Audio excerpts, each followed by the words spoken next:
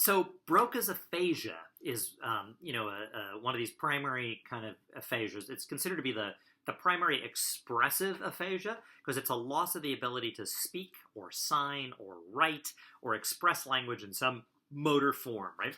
And it's not in some ways then that's surprising that it's dependent upon networks that are located in the frontal lobe. And, from over 100 years ago, this particular region has been identified as being pretty integral or a significant component of this distributed frontal network that's involved in the expression of language. And it's characterized by the loss of spontaneous speech is a pretty critical characteristic of Broca's.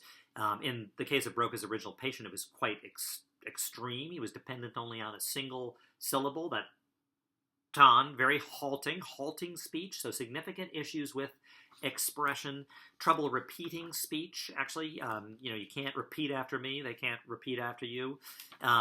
Speech difficulties, including what we call the ability to sort of program the grammar of the utterance. There were losses of specific kinds of words, like prepositions like of or from or to would go quicker, and then they would lose verbs, like action words would go, depending on the severity of the Broca's aphasia that they were diagnosed with and the degree of damage, right?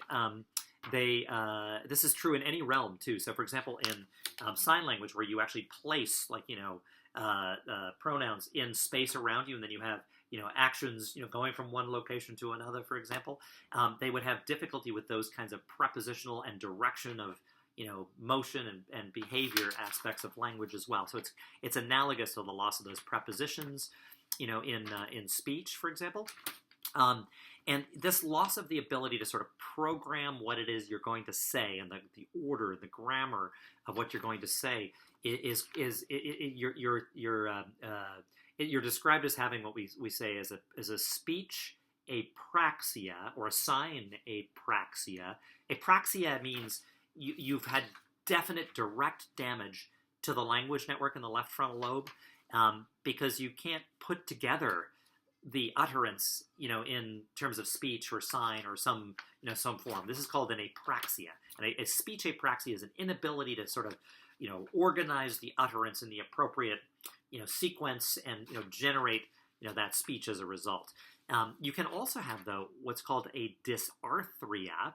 And a dysarthria, dis means dysfunction, and arthria is articulation. You can have a problem with just the literal articulation of what it is you're trying to say. So sometimes people have damage, for example, to that primary motor cortex, areas that actually send commands out to the muscles of speech, right? And then so they have like a problem with the utterance that affects every utterance. So they might have some kind of thing that interferes with everything that you say. And one of the ways you can sort of tell the difference between a speech apraxia, which is a problem with the actual programming of what it is you're going to say, and a dysarthria, which is the actual execution of what it is you'd already programmed and planned, is that even those with Broca's aphasia, if they generate some kind of an emotional utterance, like a guttural, like a curse, like you hit your finger with a hammer and you go shit.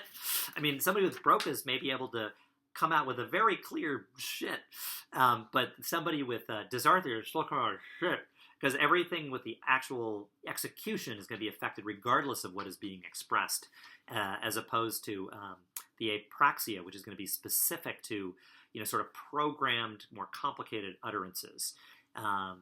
It turns out that people with Broca's aphasia, for example, may have trouble with a lot of expression, when they're trying to say something or explain something, but sometimes they can still, very easily engage in overlearned speech, like things like counting, like 1, 2, 3, 4, 5, 6, 7, 8, 9, 10. That doesn't require much frontal lobe involvement, or A, B, C, D, E, F, G, H, I, J, K, L, M, N, O, P. I mean, you've learned that your whole life, and it's kind of dependent more on subcortical structures as opposed to the frontal lobe and these language networks. So with somebody with a speech apraxia, we'll still be able to potentially speak those overlearned sequences like numbers or the alphabet.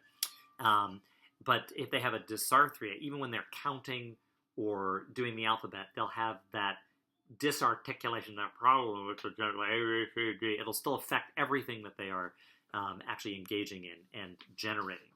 So there are lots of grammatical markers with Brocas. Again, prepositions like, of, from, to. Verbs go before nouns. And there are some related comprehension issues. When you have complex sentence structures that involve lots of prepositions, people with Broca's aphasia may have difficulty understanding exactly what it is you're trying to say.